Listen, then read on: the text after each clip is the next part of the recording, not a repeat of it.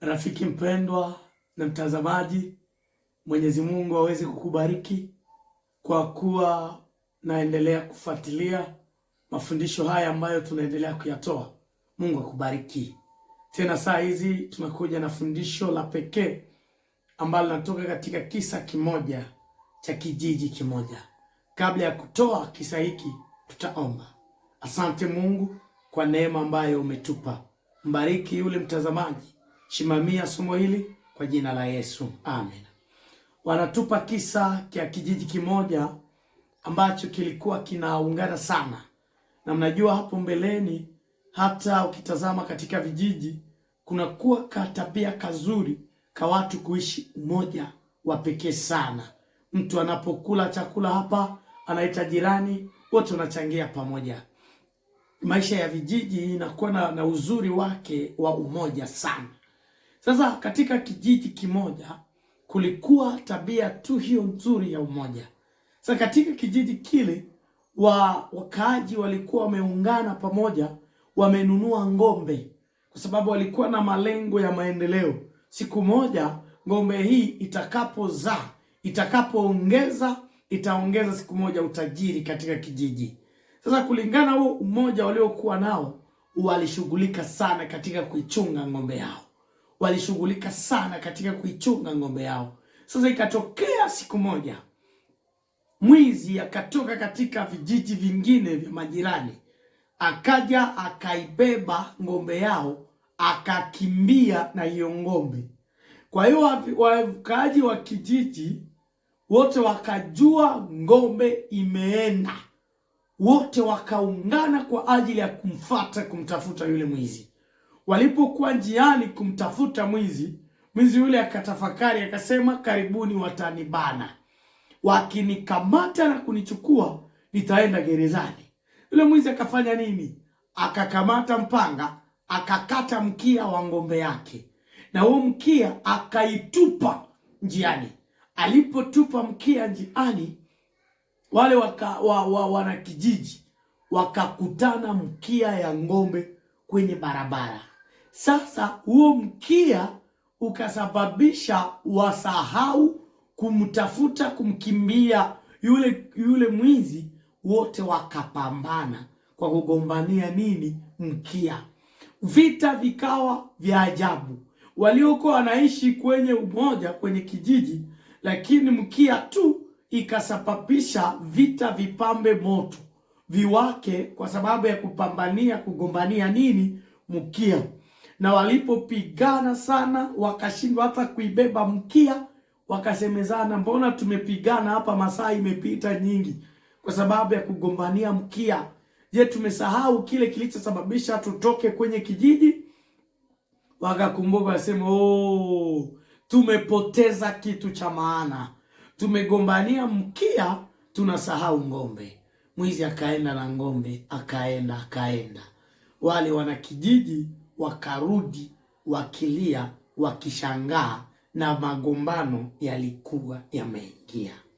Wasikilizaji wapendwa na mtazamaji rafiki mpendwa, katika kisa hiki nimepata zaidi ya lesoni 5 hivi ambazo zinaweza kusaidia. Fundisho ya kwanza ambayo nimeichukua hapa, nimeona kwamba katika pambano inayoendeshwa kati ya wema na ubaya, kati ya shetani na Yesu, shetani kukuangusha hatatumia tu mambo makubwa. Anatumia mambo madogo kama mkia ili aangushe kiroho chako. Fanya angalisho. Namna shetani anavyofanya, namna huyu mwizi alivyofanya, hivi ndivyo shetani atakavyofanya kwa ajili ya kukuangusha. Shetani haji kuangusha kiroho chako kwa kutumia mambo makubwa, bali anaanza kwa mambo madogo kama mkia kwa ajili ya kukuangusha. Kumbuka Petro kasema, Petro kwanza 5:8, kwamba mkeshe na muwe macho, muwe chonjo.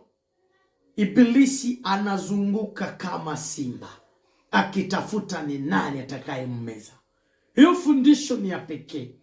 ni kidogo kitakachokuangusha, ni kitu kidogo ambacho shetani atakapoleta kwa kuvuruga unyumba wako. Wengi wameanguka kwa sababu ya vitu vidogo vidogo. Alisikia walimsema. Wengi wameangusha karama yao kwa sababu ya kitu kidogo kidogo.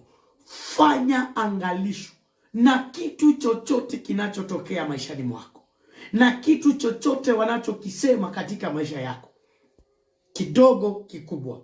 Fanya angalisho, usianguke katika imani. Jambo la pili ambalo alipata katika kisa hiki ni kwamba inabidi uwe na hekima ya kuamua, ya kutenda na ya kufanya mambo yako. Wakaaji wa kijiji hawakuwa na hekima ya kuwa na utafiti, hekima inayoitwa ya discernment, ya kujua hiki ni kitu gani na hiki ni kitu gani. Kuna wengi wamepoteza mibaraka yao ya pekee kwa sababu ya kutotumia hekima katika maamuzi. Fanya angalisho. Jambo la tatu nalo nimepata la tatu katika kisa hiki kwamba sio mambo makubwa makubwa yanayoharibu maisha ya mtu. Niyo kidogo kidogo tu. Ni kidogo kidogo tu. Utakuta kile kidogo kimeingia. Kakiburi kanaanja kama kidogo. Kanaanja kidogo. Kanakuwa kama toni ya sumu kwenye kopo la maji. Imeingia. Kiburi kinaanja. Kutokusikia inaanja polepole. Na inafika wakati inakamata maisha yako na kupoteza uhai wako. Jambo la kufuata katika jambo lili, jua kwamba konfli zote zinazotokea hazina lengo ya kuwaunganisha, lengo ni kuwagawanya. Fanya angalisho. Ufalme ambao utadumu unaishi umoja, na ufalme ambao utaendelea wanaishi umoja. Yaani siri ya umoja ama siri ya maendeleo katika maisha ya unyumba ya kiroho. Chunga sana umoja wako na Yesu, wako na mwenzi wako, wako na jamii, wako na wale wanaokuzunguka. Jambo la mwisho ni kwamba fanya angalisho na jambo hili. Muda unapoupoteza, umepoteza vitu vingi. Ukipoteza hata sekunde moja, utashindwa kuirekipere, utashindwa kuitwaa. Ndio maana wanakijiji walipochukua dakika hizo ambazo walichukua kwa ajili ya kupambania mkia, mwizi akaenda na kualika dada na kualika kaka yangu, chunga sana muda unaokuwa nao. Umealikwa ujikonsentre kwa objectif yako. Uwe chonjo, uwe imara katika malengo ya maisha, utafika salama. Wengi watapotea, si kwamba tu kwa sababu walifanya madhambi makubwa. Wengi wataenda motoni kwa sababu hawakukuwa macho kwa mambo madogo, kwa vitu vidogo, alama ndogo zilizojitokeza katika maisha yao. Mungu akubariki rafiki mpendwa, msikilizaji na mtazamaji, kwa jina la Yesu.